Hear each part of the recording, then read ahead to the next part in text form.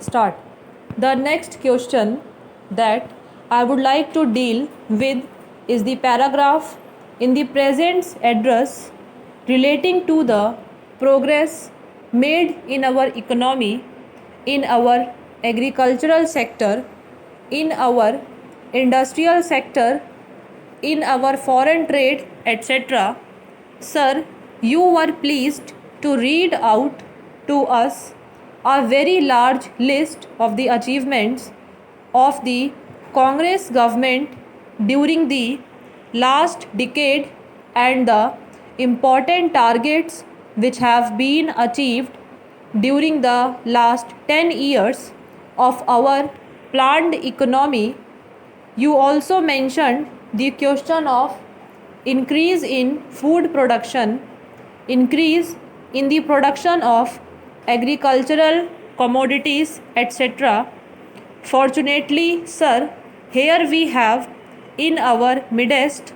the ex-deputy chairman of the Planning Commission, Shri V.T. Krishnamachari, who has addressed a number of meetings and seminars in New Delhi recently, drawing our attention to the weakness in our agricultural sector.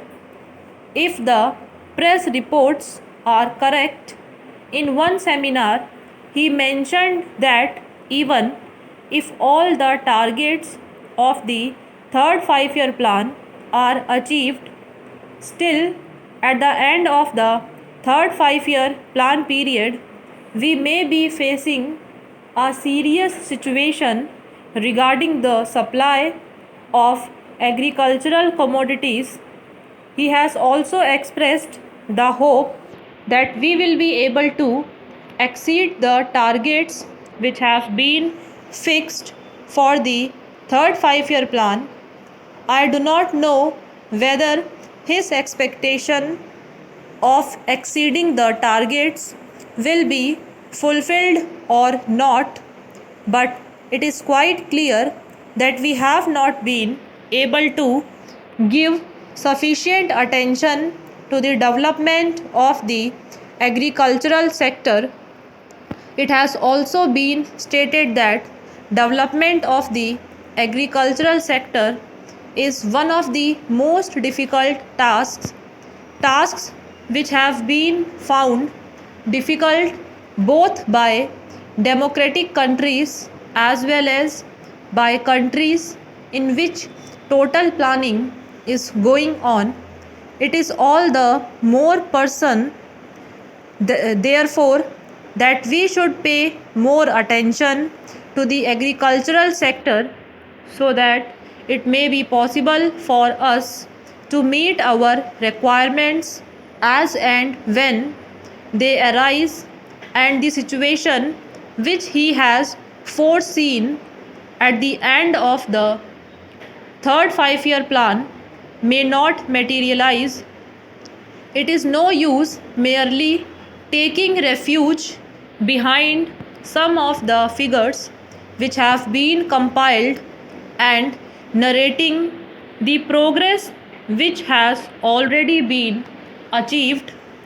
We are happy that some progress has been achieved, but we are anxious that more progress should be there, and for that purpose also certain definite steps will be taken.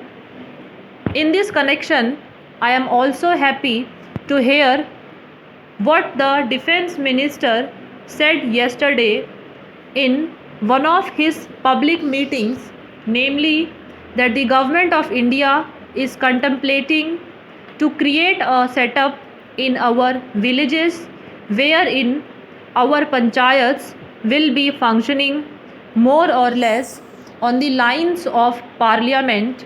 Unfortunately,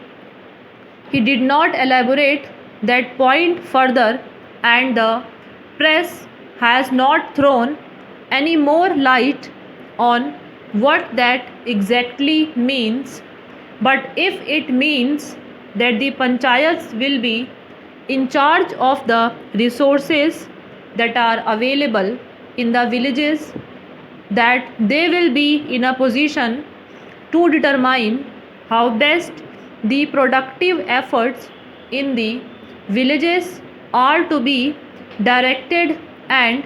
in what direction, determine what targets are to be achieved, and when the production is there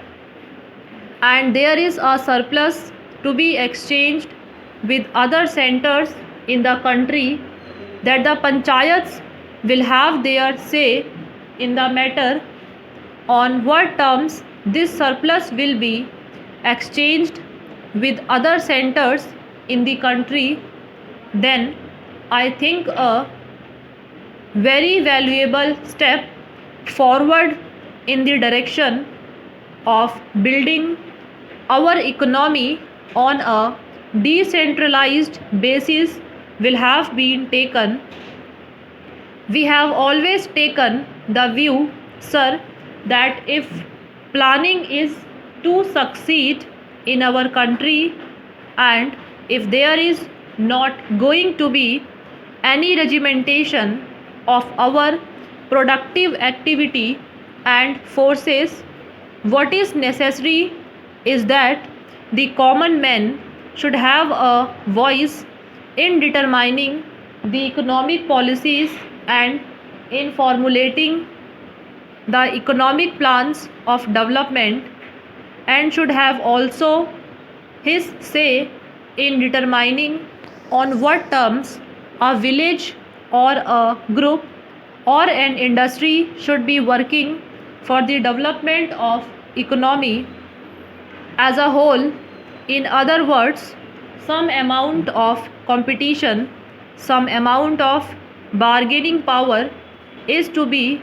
generated in the lowest strata of our society and